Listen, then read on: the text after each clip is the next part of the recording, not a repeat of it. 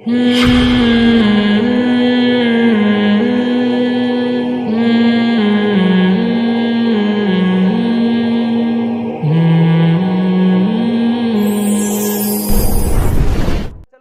अच्छाई को कुरान इबादत से ताबीर कर रहा है। इबादत से वो टर्म मुराद नहीं है जो हर कौम में हुआ करती है। हिंदुओं की इबादत होती है मंदिर में जाना, ईसाइयों की इबादत होती है चर्च में जाना, सिखों की इबादत अपने वो जो भी उनका होता है उसमें जाना, तो मुसलमानों की इबादत मस्जिद में जाना।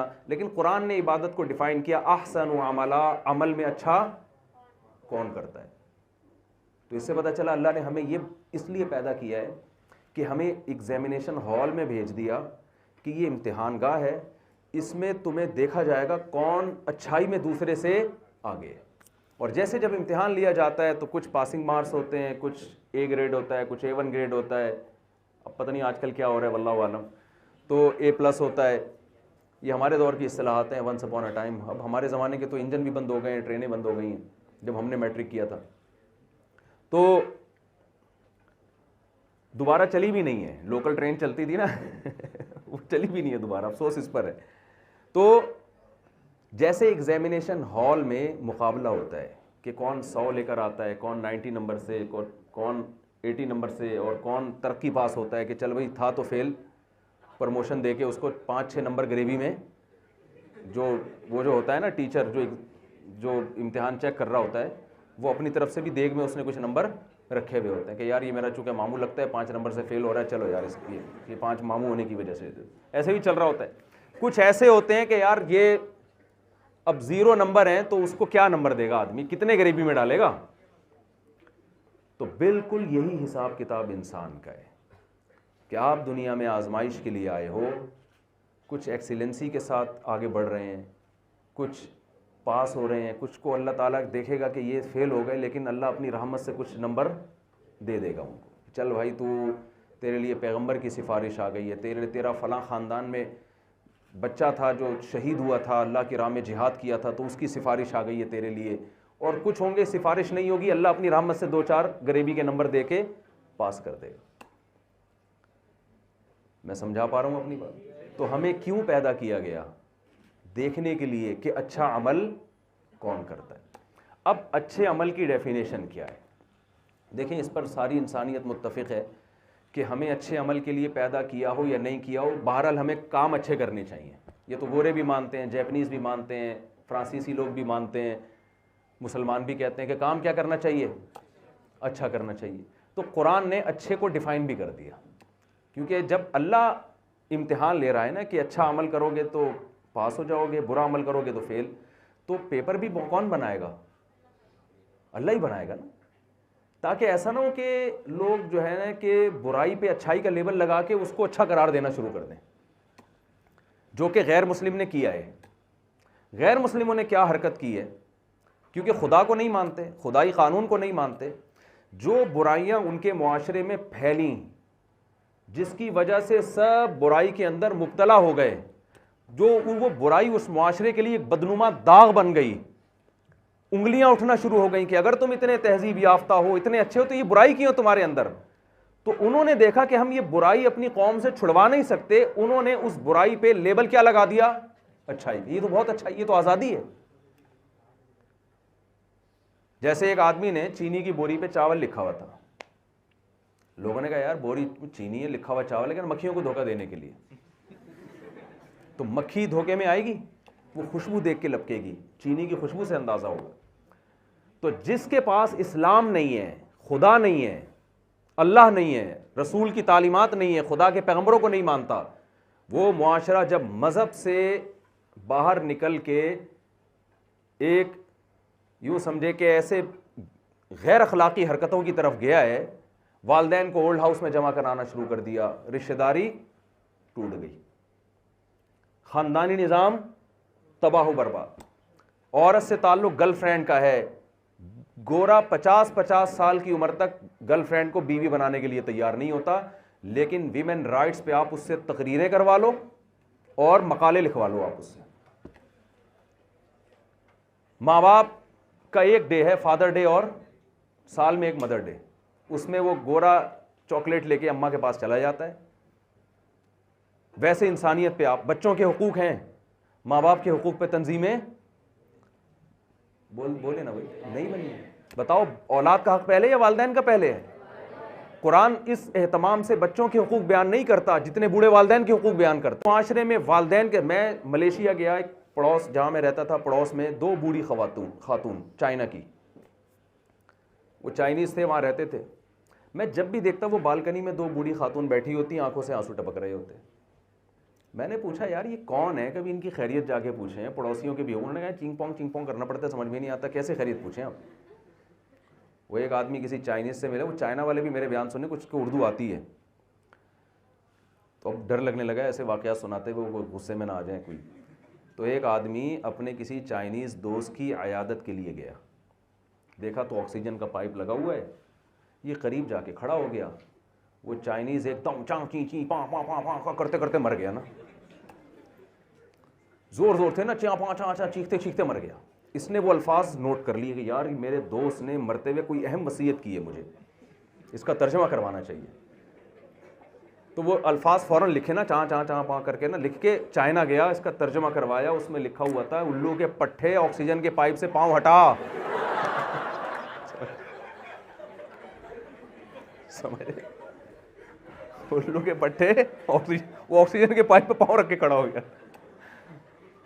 तो ये चाइनीज़ भी अजीब कौम है। तो मैंने कहा भाई ये बूढ़ी औरतें बेचारी आपके पड़ोस में रहती हैं, थोड़ी आयादत कर लो, कुछ पूछ लो क्या मसला। कह रहे हैं यार भाई इनका बेटे हैं दोनों के, साल में 1 दफ़ा आते हैं इसकी ज़ियारत के लिए, बाकी इन दोनों को तन्हा छोड़ा हुआ है। क्यों? बच्चे 2 ही अच्छे, औलादें हैं नहीं, ना बहुएं ना दामाद ना पोते ना नवासे। नेचुरल लाइफ से तो हट गए ना, खुशनुमा नारे लगा लगा के। नेचुरल लाइफ थोड़ी है। जवानी तो एक हक तक रहती है, फिर बुढ़ापा है, उसमें इंसान को ख़ानदान चाहिए, ख़ानदान ही नहीं है। एक आध बच्चा कहीं से आ जाता है, साल में 1 आध दफ़ा खैरियत पूछ के चला जाता है, बस तोहफे ताइफ देखा, थोड़ा सा डॉक्टर वॉक्टर को दिखा दिया, अभी देख लो इसको। तन्हाई अजाब बनी हुई है इन दोनों औरतों के लिए, बूढ़ी औरतें तन्हाई में। आपको पता है जापान में, आपने यहाँ सुना है रेंटे कार, रेंटे बंदा सुना कभी आपने? यहाँ नहीं सुना। जापान जो इतना तरक्की याफ्ता मुल्क है, रेंटे बंदा भी है वहाँ पे। बूढ़े लोगों के लिए बूढ़े लोगों को बंदे किराए पे मिलते हैं उनकी तन्हाई दूर करने के लिए। आप कभी जापान जाएं या कोई जानने वाले हो, आप उससे पूछें, जैसे उबर करीम एप्लीकेशन है ना, आप मंगवा लो फ़ौरन आ जाएगी। बूढ़े लोगों के यहाँ कोई उनको लिफ्ट कराने वाला नहीं है, इस बुढ़ापे में कोई उनके साथ गपशप लगाने वाला, उनकी सुनने वाला नहीं है। नतीजा क्या निकलता है? बुढ़ापा जैपनीज का इतना खतरनाक है कि वो किराए पे बंदे बुलाते हैं, 1 घंटा 2 घंटा पैसे देते हैं, यार हमारे साथ बैठकर हमारा दिल बहलाओ, और वो टाइम देख के बैठता है जैसे, क्योंकि जैपनीज टाइम के पाबंद होते हैं। जहां 3 बजे से 4 बजे का टाइम था, 4 बजते ही वो बंदा उठ के भाग जाता है, अजनबी बन जाता है वो। ये मजहब की बगावत की वजह से उस मुआशरे में बुराई है। और मैं सुनाता हूं, हमारे दोस्त जर्मनी में मुझे कहते हैं मेरा इरादा था, भाई मेरे पास टाइम कितना है? 4 मिनट, 4 बजे तक, अभी तो काफ़ी टाइम है ऐसे। अच्छा मैं बस जल्दी से समेटता हूँ बात को। मैं जब बैठ जाता हूँ मुझे पुलिस बुलानी पड़ती है उठाने के लिए, तो इसलिए बस मैं जल्दी से कोशिश करता हूँ समेटूँ बात को। जर्मनी में हमारे दोस्त गए, मेरा शागिर्द है, जामिअत रशीद कुलियत शरीय में पढ़ा है, मुझसे मास्टर किया जर्मनी से उसने, और फिर आलिम भी बना। तो कहता है कि मेरा इरादा था यार, इतना ज़बरदस्त माहौल, जर्मनी इतना तरक्की याफ्ता मुल्क, मैं भी अपनी फैमिली को यहीं रखूँगा, बच्चे यहीं पैदा होंगे, इतने अच्छे माहौल में, ना खांसी ना नज़ला, बहुत अच्छा। यकीनन इसमें वो लोग काबिल तारीफ़ हैं, जो चीज़ काबिल तारीफ़ है उसकी तारीफ़ करनी चाहिए। कहने एक दिन मैंने एक मंज़र देखा कि एक बूढ़ी औरत वॉकर में अपनी पोती या नवासी को लेके घूम रही है। मुझे बड़ी खुशी हुई कि आज पहली दफ़ा किसी बूढ़ी औरत की गोद में कोई बच्चा देखा है जो उसका दिल बहला रहा है। बड़ी खुशी हुई, वरना बूढ़ी औरतें तन्हाई में बैठी होती हैं, कोई लिफ्ट कराने वाला नहीं होता उनको, कोई नहीं लिफ्ट कराता। कह रहे हैं कि मैंने क्या देखा, मैंने कहा मैं जाके इस बूढ़ी से मिलता हूँ, अपनी बच्ची को इतना घुमा रही है, एंजॉय कर रही है पार्क में, तन्हाई दूर करने वाला, इसको रेंटे बंदा नहीं चाहिए, इसके घर में नवासी पोती मौजूद है। जब गया तो पता चला डॉल थी, वो रबड़ की गुड़िया थी। उस बुढ़िया का दिल किसी ने रखने के लिए सदका खैरात किया, उसके ऊपर एक गुड़िया खरीद के उसको दे दी, वो बेचारी उसी से दिल बहला रही। ये जो गोरों में कुत्ते रखने का रिवाज आया है ना बहुत ज़्यादा, ये इसलिए आया कि इंसान उनसे वफा नहीं करते, ये बड़ी बड़ी बुराइयां उस माशरे में। 99% लोग शराब पीते हैं, 99.9% लोग जिना करते हैं औरत को बीवी बना के उसके हुकूक देने के लिए। क्योंकि देखें, गर्लफ्रेंड बनने में मर्द का फ़ायदा है, लड़की का नुकसान है, उसको वो हुकूक नहीं मिलते। बताओ, गर्लफ्रेंड की वालदा आपकी सास बनती है? अभी पीछे ऐसे घुन्ने बन के बैठे हुए हैं, बोलो ना। गर्लफ्रेंड के भाई आपके साले बनेंगे? आप अगर डेट पे टाइम पे नहीं पहुंचे, गर्लफ्रेंड के भाई का फोन आएगा, तू टाइम पे क्यों नहीं पहुंचा? कोई टेंशन होगी? मजे और खर्चा है, उसको कोई बीमारी हो जाएगी, आपके जिम्मे खर्चा होगा उसका। और गोरे तो औलाद पैदा हो जाती है, उसके बाद भी खर्चा नहीं उठा रहे होते। बीवी बनाने में औरत का फायदा है, मर्द चौड़े में आ जाता है बेचारा। तो कहते हैं ना, फंस गया। क्योंकि अब आप टाइम पे नहीं पहुंचोगे, आपके ससुर का फोन आएगा, भाईजान आप किधर गटर के ढक्कन पे बाहर बैठे हुए हो, हमने अपनी बेटी आपको दी है, इसलिए थोड़ी दी है कि आप लोफरी करो यार, लौंडे लपाड़ों में जाके बैठो, घर में टाइम दो। शरीफ आदमी घर में टाइम देता है ना यार, आप घर जाके घर वालों के साथ बैठो। आप रात 2-2 बजे तक घर आते हो, ससुर भी पूछेगा, आपके साले भी पूछेंगे। और मेरा ज़र्फ देखें, होलसेल के हिसाब से साले पाले हुए हमने माशाल्लाह। आप हमारा ज़र्फ देखो, इतने साले मार्केट में किसी के नहीं होते जितने हमारे। और लोग मुझे कहते हैं देखो अय्याशी कर रहे हैं इतनी शादियां करके। ओ भाई, अय्याशी गर्लफ्रेंड बनाने में है, निकाह करने में अय्याशी नहीं है। बाउंड हो जाता है मर्द, पाबंद, इस्लाम उसको पाबंद कर देता है कि इसका सारी जिंदगी का नान नफका, इसको घर प्रोवाइड करना, गैस बिजली का बिल, बीमारियां, औलाद के खर्चे, ये सारे अकेले मर्द के कंधों पे आते हैं। तो अय्याश तो वो बना रहे हैं वो जो इस्लाम को फॉलो नहीं करते। तो मैं जल्दी से बात को समेटता हूं। देखो, अब उन्होंने क्या किया, जो लोग मजहब को नहीं मानते, हर बुराई मुआशरे में, शराब अच्छी चीज है बुरी चीज है, वो लोग भी मानते हैं बुरी चीज है। होमोसेक्सुअलिटी कितना गंदा घिनौना अमल है, हमारे यहां तो वो शख्स किसी को मुंह दिखाने के काबिल नहीं होता, इसको लीगल करार दे दिया। ये सब क्यों हो रहा है? इसलिए कि वो इलीगल कर नहीं सकते इन चीजों को, क्योंकि इलीगल का मतलब ये बुरी है, बुरी का मतलब जिस कौम में ये बुराइयां वो बुरी है। वो कह रहे हैं हम तो तहजीब याफ्ता लोग हैं, भाई हमसे तहजीब सीखो। तो उन्होंने क्या किया, उस बुराई पे लेबल क्या लगा दिया, अच्छाई का, मक्खियों को धोखा देने के लिए। हमें वो मक्खी समझते हैं।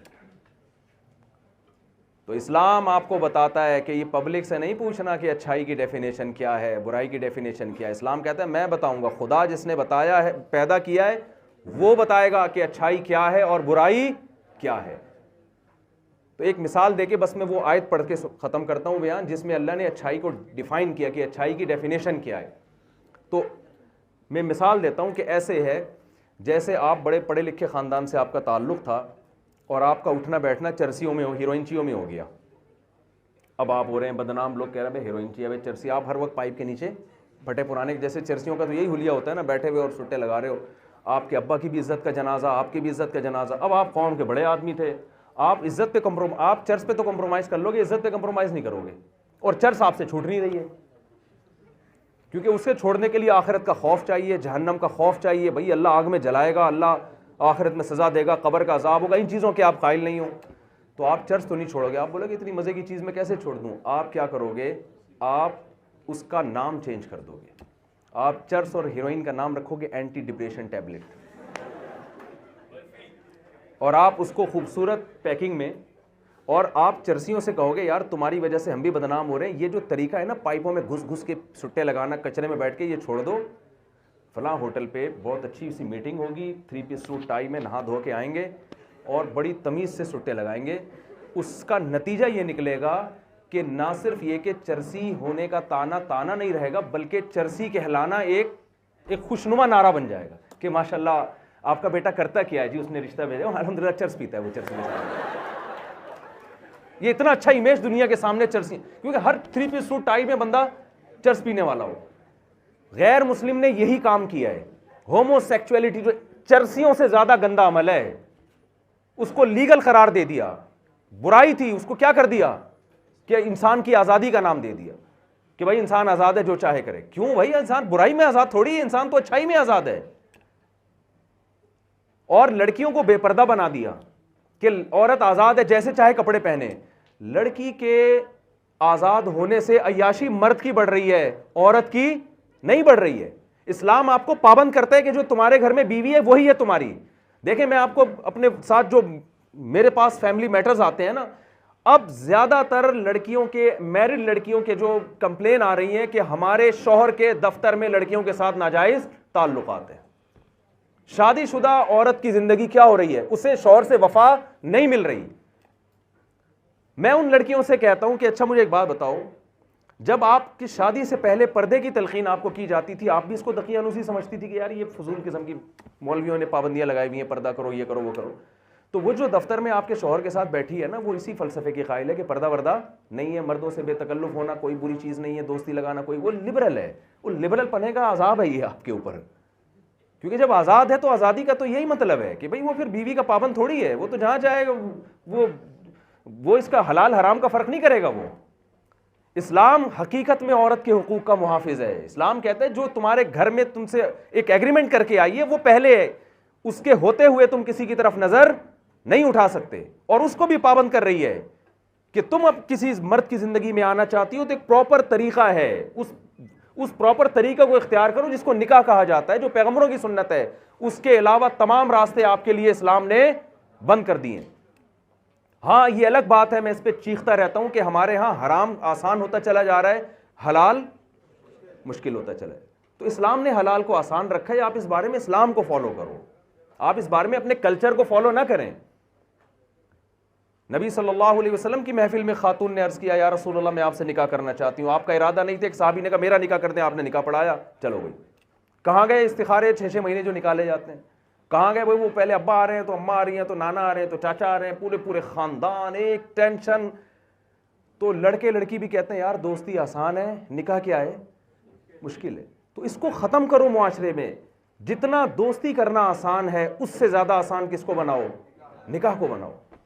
निकाह करना पैगंबरों की सुन्नत है, और जिना करना मुआशरे के बुरे और बदमाश लोगों का काम है, गैर अखलाकी लोगों का काम है ये।